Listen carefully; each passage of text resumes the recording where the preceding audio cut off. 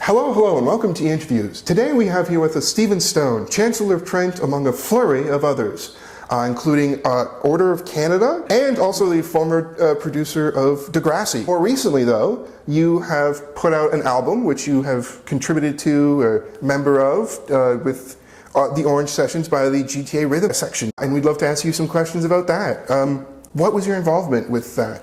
Are you in it vocally, or are you just music? It's everything. It started 60 years ago. There is a book that was written in 1927 by a guy named J.W. Dunn called An Experiment with Time.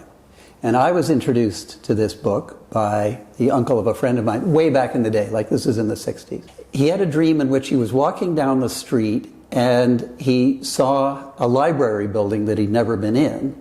And he went in the dream, he went into the library, went down 3 rows over a little bit, and in the bottom shelf was a bright yellow book. And he woke up, and for some reason the dream was very vivid. He, a day or two later, was walking down the street, and he decided, oh, why don't I go down that street instead? And sure enough, he was in front of that same library building. He'd never been in it. And he thought, this is weird. Maybe I should go into that building. So he did. But anyway, he went in, and then walked 3 rows down, went down, and looked down, and sure enough, at the bottom was this yellow book. And the name of the book was An Experiment with Time by J.W. Dunn. And it's very cool. You should get the book. It's very thin. His theory, amongst other things, is that when we dream, we are not bound by the common rules of time. So clearly, we dream, most of what we dream is just stuff that's wish fulfillment or fears or just stuff that's coming up from deep inside of us. But some of it is things that have happened in like the past 48 hours that sort of creep in tiny little bits. His theory is we also include stuff that's going to happen in the next 48 hours, that our dreams tap into the unconscious and in a way that is almost miraculous. Well, he gave me this book. And I read it, and I started writing down my dreams, because it's so easy to forget your dreams if you don't write them down. Why I say it all began then was I am a tremendous believer in dreams and paying attention to dreams and trying to open up your mind into what goes on in the subconscious. Okay, I could go on and it will sound very new agey and woo-woo. No, this is fascinating. I was going to say like a transcendental dreams that kind of give foresight into the future. That's fascinating, yeah. And I'm a meditator. I believe that if we can just allow ourselves to be awash in this kind of subconscious thing and be open to it, that it will help guide our lives. And if we have actual dreams like goals, and we sort of let our mind know that those are what our goals, that maybe the dreams can help us achieve those goals. So anyway, I love dreams. Yeah. Bottom line. 18 months ago, I had a series of very vivid dreams in which I was playing very well, by the way, in front of a crowd who obviously liked what I was playing. And I'd be called up on stage, and it was just the most natural thing in the world to me in the dream. I would go up, I would play, people would applaud, and then I'd wake up, and I would have this melody in my head. And after this happened a couple of times, I thought, I'm going to get out my iPhone and just croak into the iPhone this melody. And after about 6 months, I had a series, almost like 20 of these little fragments that had come to me. I thought, what am I going to do with them? Now, I'm not a stranger to writing songs. I was going to say, I think in our research, it's specified that your particular talent or focus was melodies and when it comes to songwriting. Yeah. So I started to sit down at the piano, which I play very badly, and I thought, can I turn one of these into a... It wasn't quite working. I thought, how do I get this out? And there's a program that you may know called Ableton. It's sort of like Pro Tools. It's a music program, like GarageBand or Logic, one of those. I think I am familiar, so I've watched videos of like not quite AI, but like people programming like a piano set that no human could ever play and then letting it play, Well, and I'm very bad at playing, but I learned Ableton, which was hard.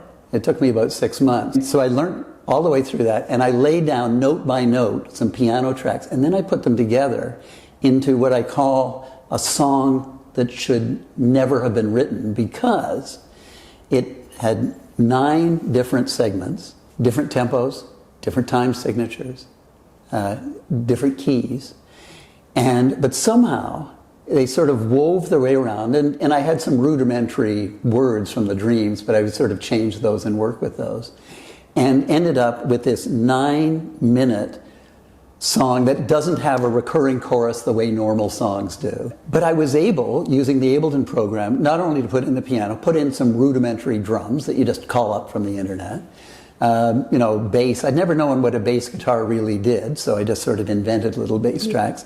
And then yours truly, croaking in, but thanks to auto-tune, in tune, and then I could use the program to help do some background harmonies. This song has, because Brian Wilson and the Beatles is one of my absolute heroes. From Queen, right? No.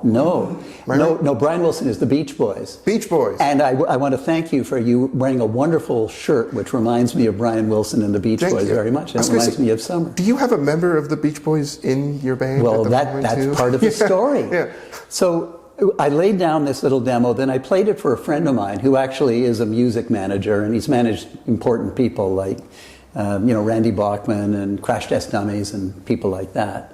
And I played it for him, and he said, "Oh, Stephen, that's great." And I said, "Yeah, it's a song that it shouldn't have been written for the reasons, not another reason being it's a 76-year-old that wrote it." And he said, "Yes, you're right. It should never have been written. If written, should never be recorded. And if recorded, should never be released." And we both agreed on it. And he said, "So when are we going in the studio?" So we went in, did a demo tape, and then Jeff Rogers was his name, the manager. Jeff said, "This has got a real Beach Boyish Brian Wilson kind of feel. I think I know who we should get to do the actual vocal on it." And it turned out to be, exactly as you've alluded to, a guy named Matt Jardine, who is the son of Al Jardine, original Beach Boy, along with Brian Wilson. And Matt had been out performing with Al and his father and Brian. Brian doesn't sing anymore. He's unfortunately got dementia now and doesn't. But up until a couple of years ago, they would go out and perform. And Matt would be the one to sing the high notes because Brian and Al could no longer sing those high notes. He got this demo tape down to Matt, and Matt said, "God, this is the stupidest thing I've ever heard, but I really like it." So he does all the background vocals. I'd written the background vocal parts, but he sang all the background vocals and did the lead vocals on Opus 42, Ode to Summer. So the GTA rhythm section is really me, but it's not me because it's other people. I've written it, I produced it, and helped to arrange it, but it's really people who can actually play instruments and sing properly. And it's really the one song, Opus 42, Ode to Summer. And we were in the studio anyway, so why not do another couple of songs? So we threw another couple on. And then, what are we going to put on the B-side? So on the B-side is yours truly demos, and an early version of Once in a Long Time, which we had also recorded. Where'd you get the name from? Opus 42, Ode to Summer? Hitchhiker's Guide to the Galaxy. 42, as we know, is the meaning of life. Yeah. And Opus sounds like I knew what I was doing. And it is an ode to summer. The phrase that came to me during this was, "Summer comes and goes, but always comes back. And if we're lucky, love is the same." So it's all about summer, the beginning and end of summer, the beginning and end of a love affair. But at the end of the love, at the end of summer, you may feel, oh, she's gone or he's gone, whatever. I'm bereft. No, you're not bereft. You've had that experience. It is within you. You are stronger. You are loved. Even though it's gone, love will come back. And that's sort of the highfalutin philosophy behind the Ode to Summer. How does it feel being alive now with this access to this technology, whereas if you had these dreams when you were 20 or say, you wouldn't have been able to realize them in any capacity, or if anybody from just before 2018 had these? It's a very astute question, because when I was in my 20s, I would write some melodies, and we had some songs on the radio. And as Christopher Ward and Christopher Ward, by the way, he was a student at Trent, and that's where we met. He became ultimately Canada's first VJ. He and I at Trent had a singing duo called Cookies and Milk, already a household name. And but we would sing other people's songs, like the Everly Brothers, who you may or may not have ever heard the Everly, with sweet country harmonies is really how I describe it. And it sort of went over in those days. By the way, in those days there was an active folk club at Trent. And people like Stan Rogers was there, and other people like Stan Rogers, oh. Yes. And in fact, I was in a group with Stan Rogers for a while. When the Wenjack Theatre opened, Stan Rogers, Cheryl Davies, Nigel Russell, and myself helped open the Wenjack Theatre, singing a few songs. They had a whole bunch of acts on, but we were one. We sang 3 or 4 songs together. And of course, Stan singing this huge bass, and us sort of filling in harmonies on the top. Stan, wow, that's... Chris and I went on, and we had lots of adventures later on. We took a Volkswagen bus through Europe, playing in various places. And there was one place in particular we're interested in. Yeah. Well, the one place that you're interested in was the bus broke down. We had decided, in our very naive way, actually, you'll relate to this. You haven't read The Hitchhiker's Guide to the Galaxy. Not yet. But there is another guide called the Woodchuck's Guide, which is Huey, Dewey, and Louie, the 3 nephews of Uncle Scrooge in the old duck. Somehow we had come into the Italian version, the Junior Woodchucks manual, because they were all Junior Woodchucks. And it had a whole bunch of really interesting things in it, in Italian, which we could barely understand. But we had a map of the world. And we were in the south of Spain, and one day we said, where are we going to go? And we said, why not go up by the yellow country and down the green country and over that to Nepal, to Kathmandu? Because we'd heard that you could sell a Volkswagen bus there for enough money to fly back to Luxembourg, buy another Volkswagen bus, and then go back again. So we How'd you hear that? That's a very specific thing to hear. Well, you hear these things in campgrounds when you pull out a guitar and you just start singing your sweet Everly Brothers song. Yeah. But by then we were writing songs together. And then people would tell us this. So we naively believed it. So we were on our way to Nepal, but the bus broke down on the Black Sea. And we ended up, the bus broke down, so in second gear, we had to come 600 kilometers back south to Ankara, which was the capital of Turkey, where we had to get the bus repaired, but we didn't have any money. So we needed to perform. So we went to a couple of clubs downtown and tried out, and sure enough, they liked our music. And so we were performing at the M Club in the afternoon and the 1-2-3 Club at night. And one day, they all, by the way, it was all men. There was something about the Muslim religion. They all had mustaches, they all wore suits. They were young. And they'd come and they'd clap and they seemed to like our music. And then one day, one of them came up and said, Mustafa, we'll see you now. I said, well, that's very nice, but, he can, we're playing the club 1-2-3 in 2 hours. He could come in and, no, you don't understand. Mustafa, we'll see you now. And, we never should have done it, but we went out and this Mercedes car door opened. It could have had a very bad ending. I was going to say, it seems very easy to kidnap you at this point. But we met Mustafa, who turned out to be the son of the vice president of Turkey. And he had a band. And he wanted singing lessons and some backup singers. So from then on, every day, 2 things happened. We would go to this huge pink palace in the middle of Ankara, where he had a sort of a session room, where he had a rehearsal space. And we would sing these English songs, and we would correct him because he had all the lyrics wrong. And he wanted us to teach him to sing, which we didn't know how to do, but we pretended we did. We would just say, no, more from the diaphragm. We went, things like that. And he was a part owner of the Playboy Club. So he got us to sing at the Playboy Club every night. And we were naive enough. We went in there, we thought, and first of all, we're like in our early 20s. Yeah. We're red-blooded Canadian males, very clueless.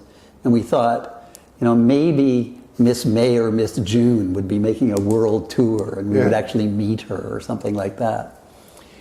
But when we got there, and we were just doing the candlelight dinner music while people were having dinner, and they didn't understand English or anything, and we'd just smile and we'd do our thing, and it'd be very polite applause. There were no Playboy bunnies. There weren't, in fact, any women of any sort. But there was a great band that came on after us. It was 11-piece. They could do very complex things. They had a horn section. We became friends with them. We had a wonderful time playing. But while we were there, we were writing songs during the day, and then we'd play at the Playboy Club at night. It had no Playboy bunnies, and we discovered later, somewhat abruptly, that no, it wasn't really a Playboy Club. It was a knockoff. And I was going to say, I looked up Playboy Club, and I was doing research on it, and the only thing I could find was a poster in Turkish from like the late 60s, and that was the only evidence I could find. That would be us. Did it say cookies and milk on it? Or? No, it wouldn't. It was not an alphabet I understood very well, yeah. Wow, that's fascinating. By the end of that trip, I hated Christopher Ward. It was just one of those things when you've got two friends, and we were good friends, but when you're together, it's just too much. Yeah. So, but after a while, I was in Peterborough at a friend's, and Cheryl Davies, and she said, oh, Christopher Ward is coming over. Yeah, I'm sure you'll be pleased. I said, no, I want to get out of here. No, thank you. But suddenly he appeared. And I had to be polite. I said, oh, Christopher, I have to go, but, it's good seeing you, man.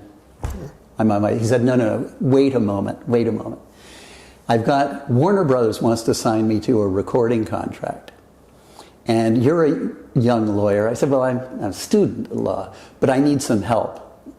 And I said, I don't know that I don't know enough to help you with your recording. My boss, because I was working at a law firm to help pay my way through law school, my boss maybe could help, but I can put the two of you together. He said, come on, I'm going to play you the song they want to record. So we sat down, and then there was a bunch of people at the party. Everybody gathered around. I thought, okay, I'm trapped.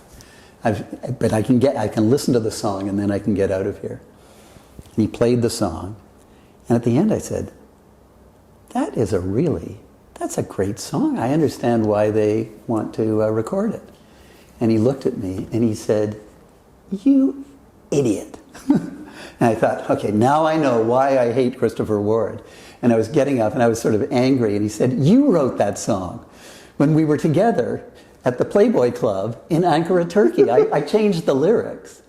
And it was a song called, he changed it to a song called Lost in a Love Song. Sure enough, it came out. It was a minor hit on the Canadian country charts. But then we got back together. We became friends again. We're fast friends now. Yeah. I see him all the time. This is 50 years later. But we wrote another couple of songs that got into the top 10 in Canada. So all to say that I knew music, but then got into law, got into producing Degrassi and other television shows, but was always involved in music. I would have been able to write songs and actually do something with them myself, just get out what was inside of me and do some harmonies and sort of set them up in a rudimentary kind of demo tape. And you can hear the kind of demo tape I did on the B side of the GTA Rhythm section. The Orange Session's available in your favorite streaming service everywhere in the world. I was going to say, we've been seeing it on Spotify. And if they wanted the album, where could they get that? From your website? Or? Well, yes, there is the vinyl edition is available on the website, but the full album will slowly be released over Spotify in the next little while. But if I'd had that ability back when I was in my 20s, I could have been writing more and more songs and just doing little demos myself. I couldn't back then. Christopher had a band, so if he liked a song, he'd sort of work it up and maybe we'd record it. But I had to rely on other people. Now, thanks to Ableton and all these other technologies, someone like me at age 76, or you, Ian, at your young age of 23 and a half years old. 20 years old.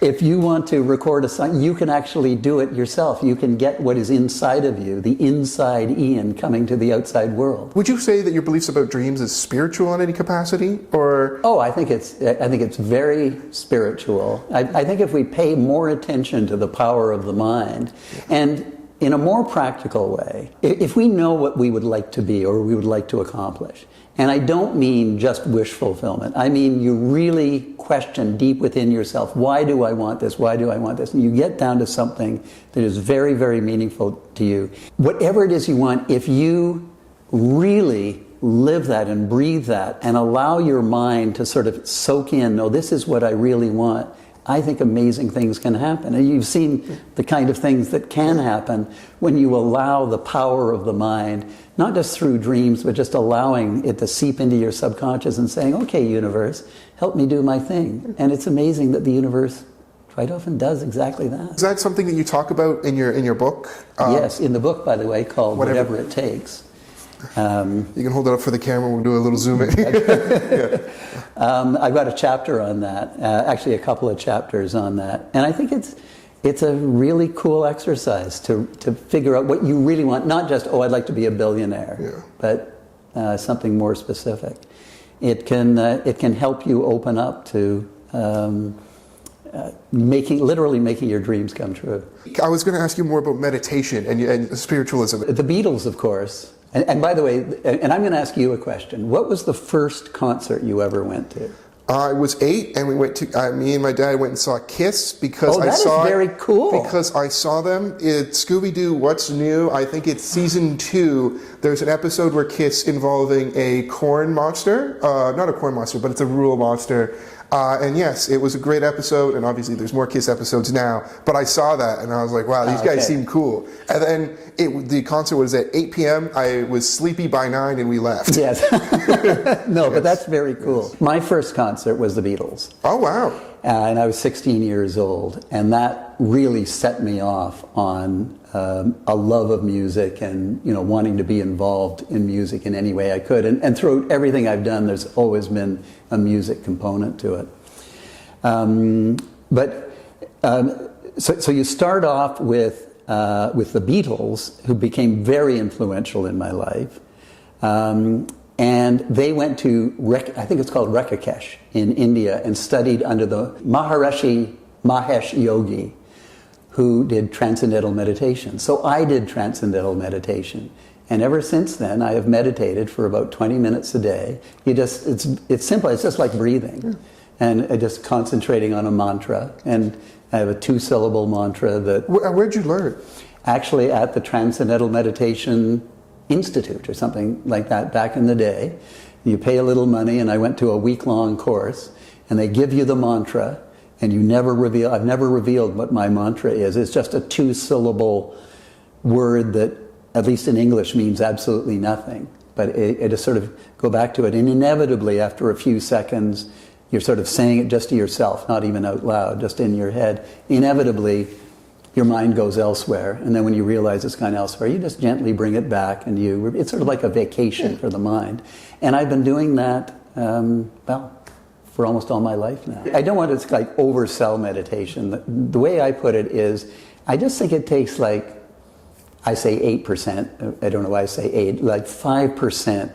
It just calms you down a little bit. So rather than hitting that thing where you might get angry or frustrated or something, you just got a little more headroom to approach life with. Interesting. Who is your favorite Beatle? This is something that we plan on asking everybody that comes through. It just kind of came up in the first interview, and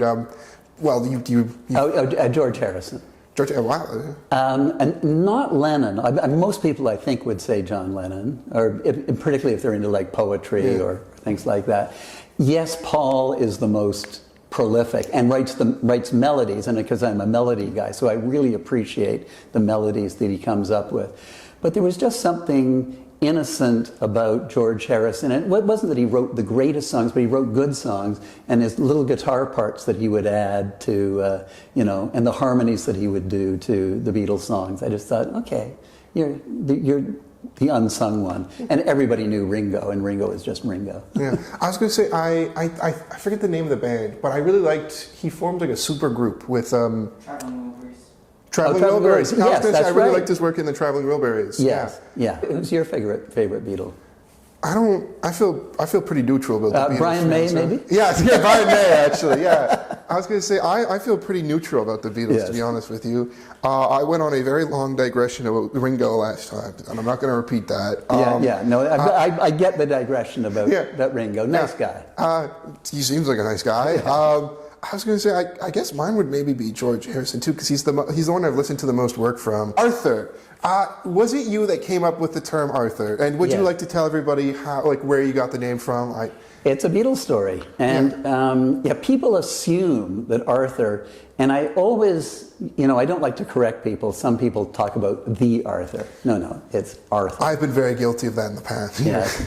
But back in those days, I wasn't the editor. I became the editor of Arthur, but I was just, down in the trenches. Actually, down in Sadler House, in the very bottom here, was a Gestetner machine, which you wouldn't know what a Gestetner machine was, but you would type onto this kind of wax paper, which would create indentations in the wax paper. You'd wrap it around a roll, and then you would crank the Gestetner machine, which would force ink through, and then paper would come out the other side, printed, with the addition of an unnamed newsletter. It was only like 3, 4, 5 pages long.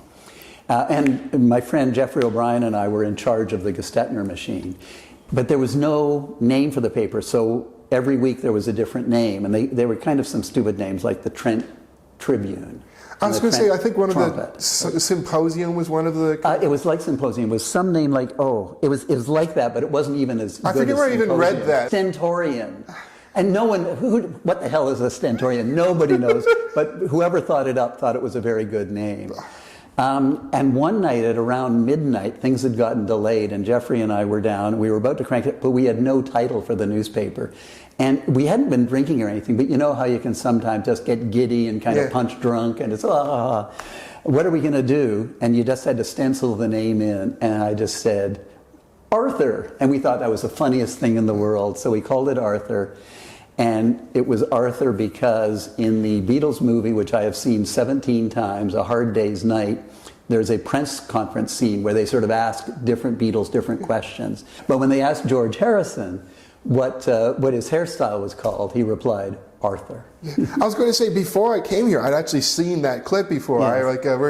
Yes. Where they walk up to me and say, what do you call your hair? And That's it. Arthur. That's right. Yes. It's in a very droll kind of way. And I think it caught on because people assumed it was like, the sword in the water and the lady of the lake and Arthur and things like that. It was part of Champlain and his sword, very arrogantly named. Yeah. Yes. Can you tell us more about the founding of Arthur and what was it supposed to represent when it was founded? We didn't know. That's the wonderful thing. And I totally encourage anyone to do whatever it is you want to do. You do not have to know what you're doing.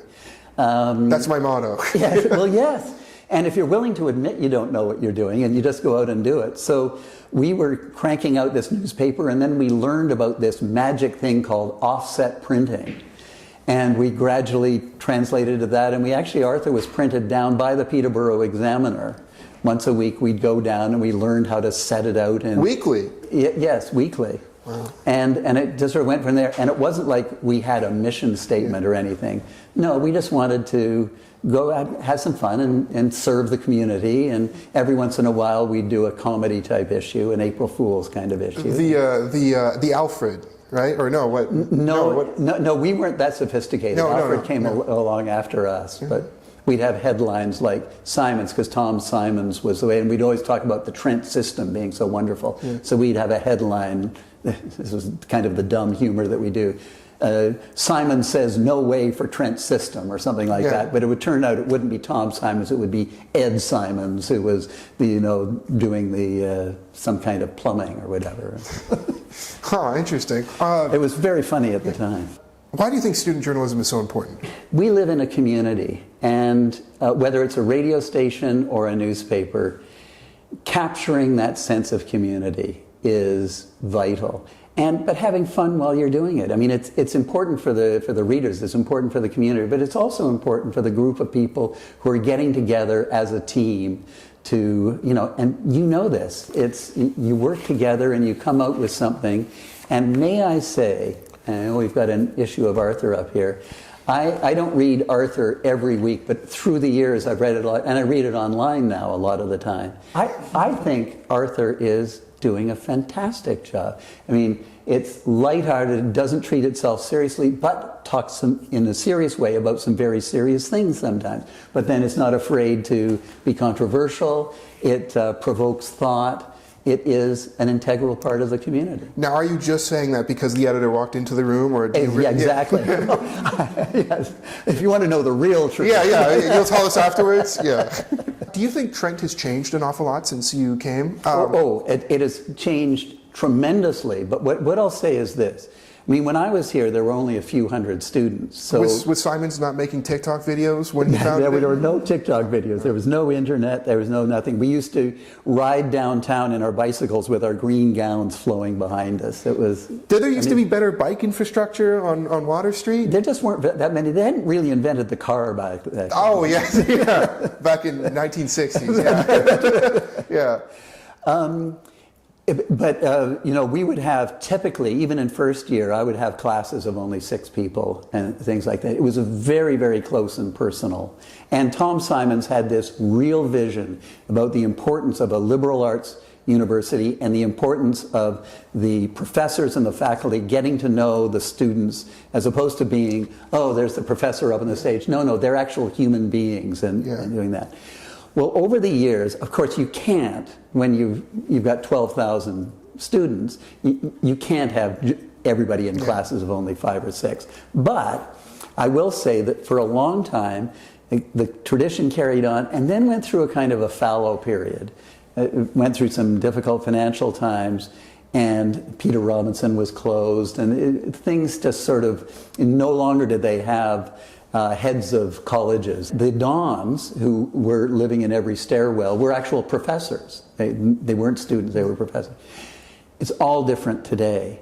But I will say over the last 10 years, the spirit of personalization, of trying to bring back the college system and to really reinforce that sense that, yeah, there is something different about Trent University. I think Leo Gork did a really good, you can criticize him for some things, like him for other things. I happen to be a real fan. I think he brought back a lot of the times to Tom Simons' vision. And I know from speaking with Tom, which I did quite often, up until, it was only a couple of years ago that he died, that he had sort of given up for a while and was thinking, oh, Trent has gone off the rails. But in the last 10 years, he was back and very proud of the university. So I think the university's in really good shape now. Can you tell us more about your role as Chancellor? How often do you exercise executive powers? A chancellor is incredibly powerful. Yes, yeah. I could tell by the gown and the cap you wear. That's right. That's right. In fact, nobody knows what a chancellor does, and they don't really have to do very much. And at the large universities, they sometimes don't even appear on stage. I mean, people just walk across. Really what a chancellor does is hand out the degrees. When I started out, there are some tricks. You want to be open and accessible, but it took me a little while to realize, oh no, there's some people who don't want to have their hand shaken, and I would just pick up the cues. Here's what I actually do now. And the large universities, you can't do that. Let's say you're graduating. I hear your name. I'm talking with somebody else, but I hear your name. And it's Ian. Okay, I hear the Ian. So as you're walking across the stage... Godspeed, I graduate. That's right. You're walking across the stage, and I look you in the eye, and I say, Ian, how are you doing? Congratulations. This is a great day. I love your shirt. Thank you. And we have just a little bit of, it's a nonsense conversation, but I don't wear glasses, I don't wear dark glasses. I want you to see my eyes. I want you to know that I've heard the name. But meanwhile, as you and I are talking, somebody named Adrian is being called over there, and I'm trying to remember, oh, it's Adrian while I'm talking to you. But meanwhile, somebody from the crowd is yelling out, hey, Addie, because that's Adrian's nickname. So when Adrian comes across, I say, you like being called Addie? Yeah. Love your shoes, whatever. So making it a personal experience. So that's one thing that I do differently from most chancellors. And the other is, you don't really have to be here. Chancellors don't have to be here except in convocation, and they can't get rid of me. If, you know... You if refuse to go? Or? Yes. Well, if Arthur says, come on up and do an interview, it's like, yeah, I'll come through the sleet and the horror show of 1:15. Oh, beautiful December day. That's right. I've fallen twice so far. Have you always been very involved with Trent, like even in your middle years when you weren't the chancellor, or was it just kind of your alma mater? It was the alma mater, but no, I would come back frequently, not as frequently as chancellor. I mean, I've been chancellor for 6 years, and it's been wonderful because I get to do things like this, get to meet all the professors and who are fantastic, the faculty, the staff, the students. It's fun. During the middle years, no, I wasn't back as often. I might come back. I never even came back for the head of the Trent usually. It would be some other kind of occasion you'd come back and revisit the campus and say, oh my God, I've forgotten how beautiful this is. Do you have any funny stories about shenanigans you would ever get up to back in your day? And of course, you know, if you don't want to say it in front of a live audience, I guess. But I was going to say, I remember, do you know Stephen Brown? He's yes. He's a senior man. I was going to say, he has told me a lot of stories about, specifically Champlain back in the day, yes. about how people used to hotbox stairwells, or the senior common rooms would be serving things other than sherry. Yes, well, there's two things. One, did he tell you the one where we, one of the professors, who I told you the Dons were professors back in those days, came back from a weekend away and his entire door had been bricked up with actual bricks and foam in between and things like that. No, sorry. That was a good one. Did you say we? Were you involved? Oh, no, I wasn't. No. Well, thanks for coming in. See ya.